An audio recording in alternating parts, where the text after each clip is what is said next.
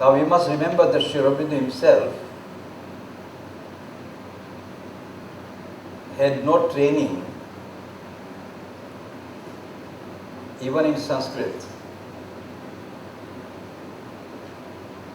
He lived in England from the age of 7 to 21, and he mastered during that period Greek and Latin. Of course, English, French, German, Italian, Spanish. It is very interesting that Sri Aurobindo, who had no background basically about India,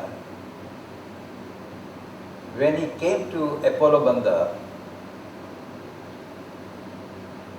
as he says, as he set his foot on the soil of India, a great calm entered into his consciousness, a calm of infinity. It is as if Mother India blessed him as he entered into the portals of India. Sri Aurobindo had begun the practice of yoga in 1901, and he himself has said he had been practicing pranayama for hours and hours, but he had no spiritual experience as a result of pranayama. The only experiences he had was that of increase of health and the flow of poetry. Sri Aurobindo is known as a great yogin, great philosopher, great exegete. But that he was a supreme poet is not sufficiently known.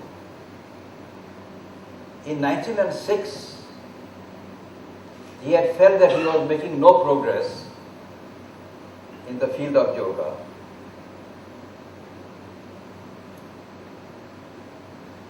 And then,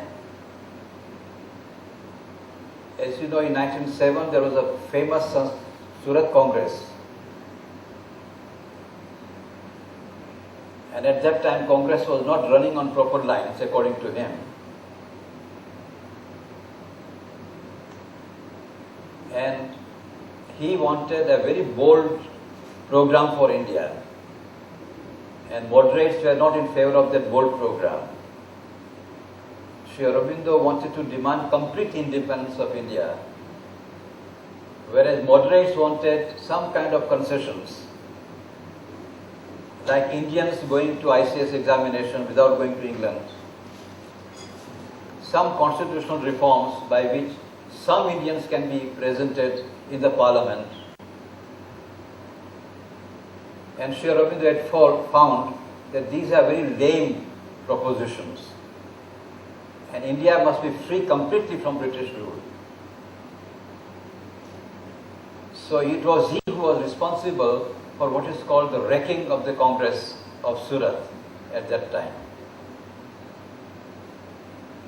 But soon thereafter he went to Baroda, and because of some acquaintance with a yogi called Lele, to whom he said that he had no yogic experience. So he said to him, you sit in meditation and you will find that thoughts come to you from outside. This was a revelation to him, because normally we all think that thoughts arise in our mind. Now this is a remarkable feat that Sri Aurobindo, in this preliminary exercise, he could fling away all the thoughts that were invading in the mind. And then, as he went on flinging away the thoughts,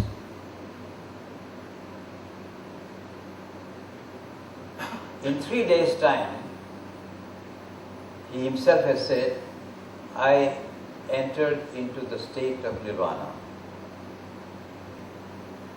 Now this is the realization that he had achieved in 1907, 3 years before he went to Pondicherry.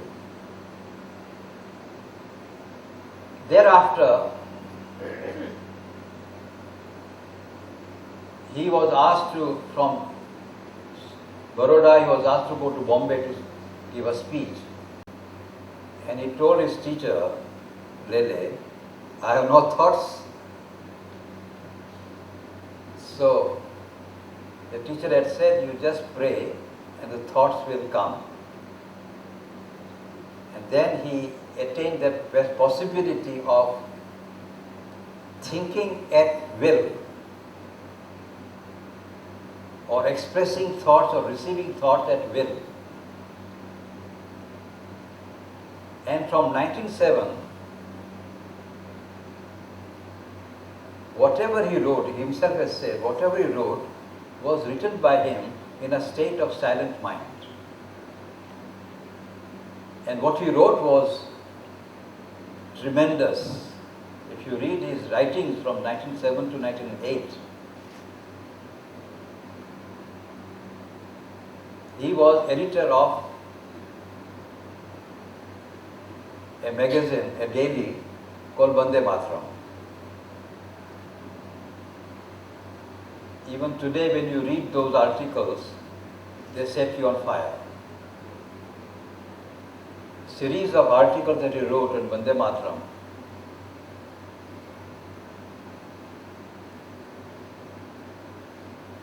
It is through the pages of Vande Mataram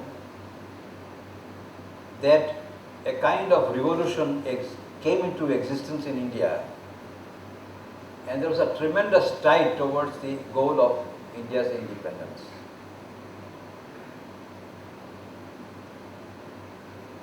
In 1908, in the month of May,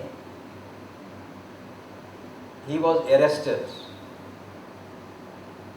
because there was what is called Alipur bomb case. His younger brother Barin was a revolutionary,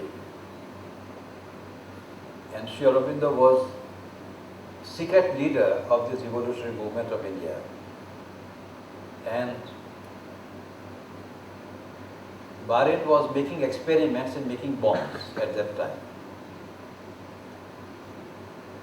And Maniktala garden was once ancestral property in which these secret programs were being carried out. Britishers came to know of it and they raided, and in one of the documents Sri Aurobindo's name was there, so he was also arrested and he was charged of sedition. Now this particular arrestation of Sri Aurobindo and what happened to thereafter is one of the most important events in the life of Sri Aurobindo.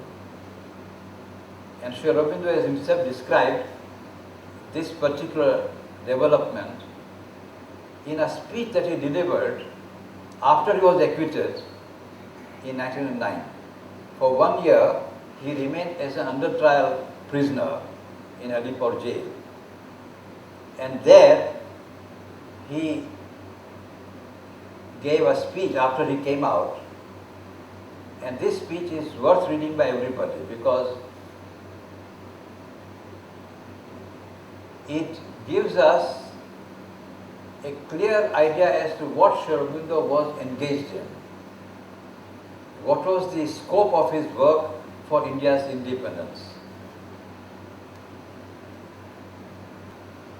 It was there that Sri Krishna, Sri Aurobindo says in Uttarpara's speech, told him, I want India to rise, not because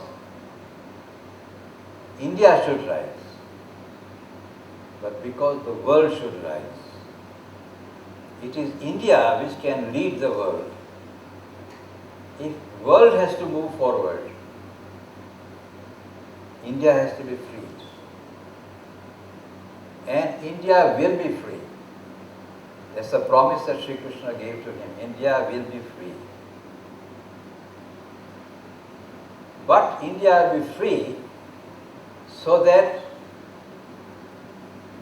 the teaching of India is lived not merely contemplated upon, but India's truth should be lived. And this living message of India should be spread in the world.